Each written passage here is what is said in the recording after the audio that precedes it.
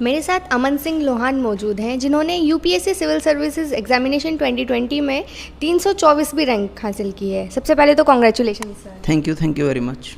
Sir कैसा लग रहा है? आपने 324th रैंक आई है, पिछले रैंक के मुकाबले ये इस बार इम्प्रूव किया है आपने? हाँ, लास्ट टाइम मेरी रैंक 568 थी, इस टाइम 324 आई है, तो डेफिनेटली इम्प्रूवमेंट है। तो प्रिपरेशन का कैसा रहा है? Preparation it was a good experience, तो काफ़ी चीज़ें सीखी प्रिपरेशन में और अब सफलता मिली है तो अच्छा भी लग रहा है कि हाँ, प्रिपरेशन में जो हार्ड वर्क किया था उसका कुछ रिजल्ट आया है। आप एट प्रेजेंट आप इंडियन ट्रेड सर्विस में अपनी सेवाएं दे रहे थे, तो उस दौरान आपने क्या वो आपकी जो सर्विस थी वो कंटिन्यू है या फिर आपने कोई उसको छोड़ के प्रिपेयर किया? नहीं, मैं अभी फ़िलहाल भी सेवा दे रहा हूँ इंडियन ट्रेड सर्विस में और मैंने नौकरी के साथ साथ ही दोबारा प्रिपरेशन किया। तो किस तरह की आपको मुश्किलों का सामना करना पड़ा है? आपने ये आपका आई थिंक 6th अटेम्प्ट है और पूरे प्रोसेस के दौरान क्या क्या आपको मुश्किलें आई हैं? देखिए, मुश्किलें सबसे पहले तो कई बार सफलता नहीं मिलती है तो कई बार मन निराश होता है या मन करता है कि अब बस छोड़ देते हैं प्रिपरेशन को, तो सबसे बड़ा तो चैलेंज वही रहता है। तो उससे खुद को मोटिवेट रख पाना और दूसरा जब आप एक जॉब ज्वाइन कर लेते हैं उसके साथ साथ दोबारा प्रिपरेशन करना, ये दो मेन चैलेंजेस रहे हैं। जब निराश होते थे कभी प्रिपरेशन के टाइम पे, तो क्या चीज़ थी जो आप खुद को मोटिवेट करते थे? बस यही सोच के मोटिवेट होता था कि जो सोचकर इस सफ़र को शुरुआत से मैं आगे बढ़ा रहा हूँ, तैयारी शुरू की है, उसको जब तक उसके लॉजिकल कंक्लूजन पे नहीं ले जा रहा हूँ, जो मेरा सपना रहा है कि मैं यूपीएससी क्लियर करूं, वो जब तक हासिल नहीं कर लेता तो गलत होगा अगर मैं बीच में तैयारी छोड़ देता हूं। तो बस उसी को सोचकर। कितने घंटे पढ़ाई करते थे आप पूरे दिन में लगातार? देखिए, ये कोई फिक्स नहीं था, हर दिन एक अलग होता है। किसी दिन सिर्फ 5 घंटे ही पढ़ पाते हैं, किसी दिन बस 12 घंटे भी पढ़ लेते हैं, पर हाँ 10 घंटे के आसपास पढ़ाई करने की कोशिश करता था मैं हर रोज़।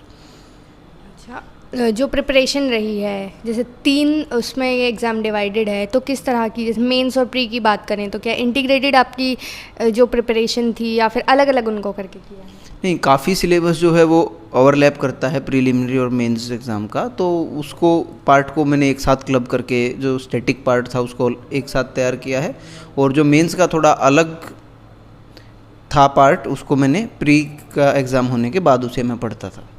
और ऑप्शनल सब्जेक्ट क्या आपका रहा है? मेरा ऑप्शनल हिस्ट्री था। पिछली बार भी आपका हिस्ट्री ही ऑप्शनल रहा था शायद? हाँ, मेरा हर अटेम्प्ट में ऑप्शनल हिस्ट्री ही रहा है। आप एक यूपीएससी, आप आगे सिविल सर्वेंट हैं, आप सेवाएं भी दे रहे हैं, तो कोई है जिसको आप इंस्पिरेशन आप मानते हैं कि जिससे इंस्पायर होते हैं, जिसके काम से इंस्पायर होते हैं? देखिए, आसपास के जो लोग हैं, फैमिली है, जो सीनियर्स हैं अभी सर्विस में और जो बाकी ऑफिसर हैं जिन्होंने काफ़ी अच्छा काम किया है, सभी मेरी इंस्पिरेशन है। कोई एक ऐसा नाम नहीं है जिसे मैं ले पाऊँ। फैमिली में भी कोई और है जो सिविल सर्विसेज में है? नहीं, इमीडिएट फैमिली में ऐसा कोई नहीं है, पर परिवार वालों के सपने तो हैं जो हमें इंस्पायर करते हैं कि हाँ, ये हमें एज ए सिविल सर्वेंट देखना चाहते हैं। जैसे अभी क्या समस्याएं आपको लगती हैं, जैसे आपको एज अ डीसी अगर यहाँ हिसार में ही आपको वो कर दिया जाए, तो क्या समस्या आपको लगती है कि यहाँ हिसार भर में है जिसको आप ठीक कर सकते हैं? देखिए, अगर हिसार शहर की बात करें तो हमारे हिसार की ट्रैफिक व्यवस्था है, हिसार शहर में का जो इंफ्रास्ट्रक्चर है उसमें डेफिनेटली इम्प्रूवमेंट करने की हमें ज़रूरत है, तो वो मेरा एक काम रहेगा। दूसरा, अगर हम गांव की बात करें तो जो किसानों की फ़िलहाल स्थिति है उसकी तरफ हमें ध्यान देने की ज़रूरत है, जो हमारे पर्यावरण की तरफ ध्यान देने की ज़रूरत है। तो ये कुछ हैं एरियाज़ जो हिसार में मैं ध्यान दूँ। और जैसे लोग प्रदर्शन करते हैं, कोई भी समस्या है उसे लेके डीसी को ज्ञापन देने जाते हैं, तो जो ज्ञापन होता है उसका एक्चुअल में होता क्या है? क्योंकि कई बार जैसे लोगों से पता चलता है कि हमने ज्ञापन दिया है लेकिन उस पर कार्रवाई नहीं की गई है, तो उसका एक्चुअल में ज्ञापन का क्या करते हैं?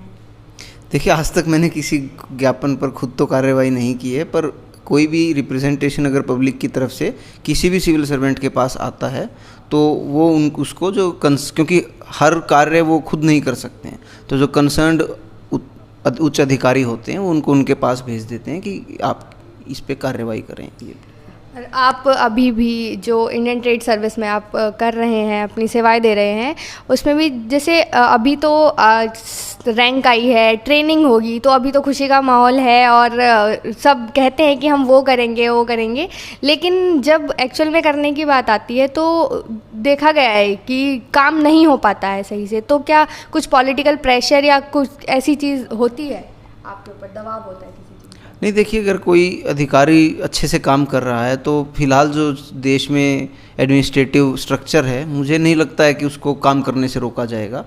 जैसे कि मेरे पिछले 3.5 साल का मेरा जो कार्य रहा है, उसमें मैं जो अच्छा कार्य करना चाहा है उसने में मुझे मेरे उच्च अधिकारियों ने भी, आसपास के जो बाकी स्टेक होल्डर हैं, सब ने मेरी मदद की है। अब वो है, ऐसा मुझे फील नहीं हो रहा है कि अच्छे काम करने से आपको कोई रोक रहा है। अगर हम में ही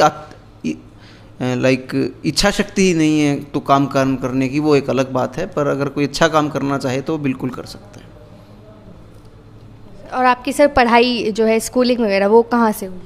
मैंने हिसार में स्कूलिंग सेंट कबीर स्कूल से की है +2 तक, और ग्रेजुएशन मैंने DAV कॉलेज चंडीगढ़ से की है। कैसा लग रहा है सर, बेटे ने UPSC सिविल सर्विसेज में इतनी अच्छी रैंक हासिल की है? बहुत अच्छा लग रहा है। क्या कहना चाहेंगे कि 6th अटेम्प्ट था, इस पूरे इसके दौरान अगर जैसे इनका मॉरल कभी डाउन हुआ है तो क्या चीज़ थी, आप किस तरह से उनको मोटिवेट करते थे? देखिए, पहली बात तो ये है कि खुद ही अंदर से काफ़ी मजबूत है मेरा बेटा। कभी सफलता नहीं मिली तो भी संयम के साथ इन्होंने दोबारा से तैयारी करनी शुरू की अपनी, और लगातार इन्होंने मेंस को तो हर अटैम्प्ट में क्लियर करने का काम किया, इंटरव्यू फेस करने का काम किया। कभी रिटर्न में कम रह जाते थे तो इंटरव्यू में ठीक लग जाते थे, या इंटरव्यू में ठीक लग गए, रिटर्न में कम रह गए, तो कुछ भाग्य की भी कोई चीज़ होती है। फिर भी ये लगातार प्रयास करता रहा और आखिर में बढ़िया करके दिखा। क्या कहना चाहेंगी आंटी? कॉन्ग्रेचुलेशंस पहले तो, आपके बेटे ने इतना बड़ा एग्ज़ाम, इतनी बड़ी उपलब्धि हासिल की है। खुश हूँ मैं। आपकी खुशी आपके चेहरे पे दिख रही है। बोल।